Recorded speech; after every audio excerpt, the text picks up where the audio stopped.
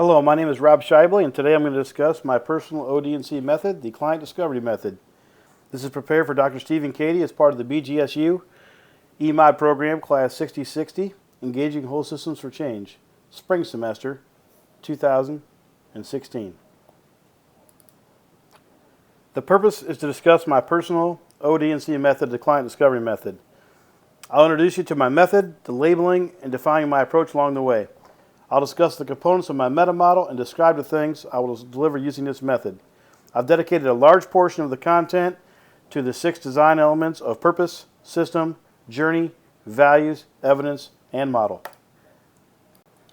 The Client Discovery Method is a process for discovering change within an organization through dialogue and uncovering not only the presenting need of the client, but also the deeper need behind that need. If you think of an organization like a Rubik's Cube, there's a state in which each of the colors aligns to one side of the cube. As the organization changes, the colors become scrambled. It's your job to restore the cube to its desired state. The model is predicated upon using the 6 design elements outlined in the article Mastering Change. The design elements of system, purpose, journey, evidence, values, and model are the foundation of a change model. And they can be posed of anyone learning a new method, mixing and matching a method, or in this case, designing a new method. The design element purpose asks us why. Why change? Why is this method? To answer the question, why is this client discovery method, we have to look at what this method is at its core. The client discovery method applies professional selling techniques to corporate change, capitalizing on the emotional desire to buy the change. Selling is a process, as is change. The system design element, which refers to how groups involved in the change work together as a system, getting the groups to work as one rather than individual parts, is the essence of whole system change. The client discovery method is applied where the stakeholders are motivated for change, but are unsure or only partially correct about what change they want. The journey is the roadmap for achieving desired purpose and obtaining specific outcomes. The journey has 3 major components: before, during, and after the method. Before the method, there's the event and the meet phases, after which there's a pause for brainstorming. Then the during, which is the client discovery method, takes place. This is followed by the after phases, which are the close and follow-up phases. The event phase is an event that takes place which results in initial contact with the client. Information sharing takes place, during which the client presents a need, or at least a perceived need. This phase rarely happens face-to-face. The consultant probes for as much information as possible, trying to gain a perspective on why the client is interested in the change.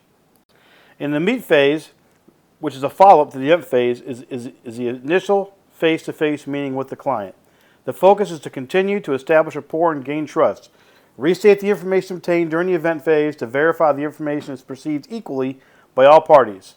Affirm the presenting need from the potential client. The next phase will involve the need behind the need. Along with the established trust and rapport, this is the cornerstone of the client discovery method and warrants further discussion. The need behind the need is the thing that is really driving the client to engage in the change process. The client will oftentimes be unaware or at least not focusing on the need behind the need. When the need behind the need is correctly identified, the client will respond in an excited, visceral manner. The Punnett square helps to explain the value of the need behind the need. The square is representative of 4 outcomes based on impact level, high to low, of a course of action, and ease to implement, high to low. Imagine the stakeholders are brainstorming courses of action to implement change based on these 2 factors. There are 4 categories that the courses will fall into. In the client discovery phase, the consultant unveils the need behind the need to the potential client. This is the big moment where the client makes a decision to buy the change. Discuss the need behind the need and review possible courses of action. Some courses of action will fall into the Punnett squares. Search for ones that are too difficult to implement and massage those, because those are the ones that will ultimately be selected in some variation. Obstacles are problems that must be addressed in order for the course of action to occur. Objections are expressed reasons for not moving forward that have to be overcome. Obstacles and objections are an indicator that trust and rapport was not established at a high enough degree. Closing is the step that causes most anxiety for most salespeople, but it is simply the next logical step in the process. This is the point where a specific course of action or courses of action are decided and agreed upon. It's important at this point to get agreement on the fact that there may have to be some compromise to proceed, which is most beneficial to all parties. The final phase is the follow-up. Once a change has been implemented, conduct an after-action review to identify things that went well, things that can be improved upon, or things that weren't done at all.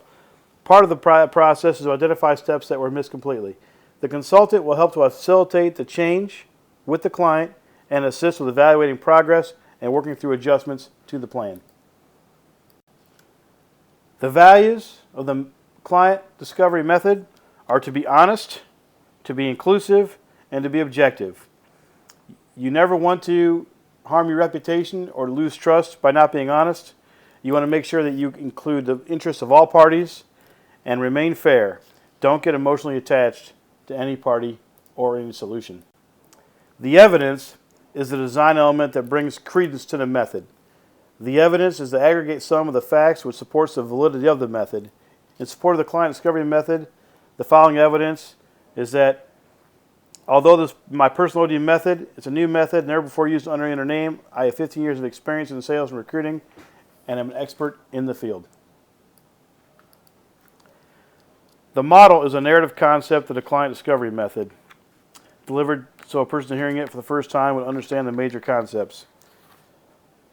For a more detailed overview of my model, please read my very interesting paper which accompanies this presentation. Taking my strategy to the world, an effective marketing strategy for my personal OD&C method will enable me to remain competitive in the marketplace with a focus on the client. I'll employ a balanced marketing mix of my services. The fundamental elements of my marketing strategy are the 4 Ps of Jerome McCarthy and are available in my paper. In my paper, I have described my personal OD&C method, the client discovery method. This method has 5 main parts: the event, the meeting, the client discovery session, the close, and the follow-up. The client discovery method is rooted in time-tested and generally accepted sales principles, which include establishing a rapport, gaining trust, probing for information, obtaining the stated need, determining the need behind the need, revealing the need, appealing to the need behind the need, overcoming obstacles and objections, closing the deal, and following up. I hope you've enjoyed my presentation. Thank you.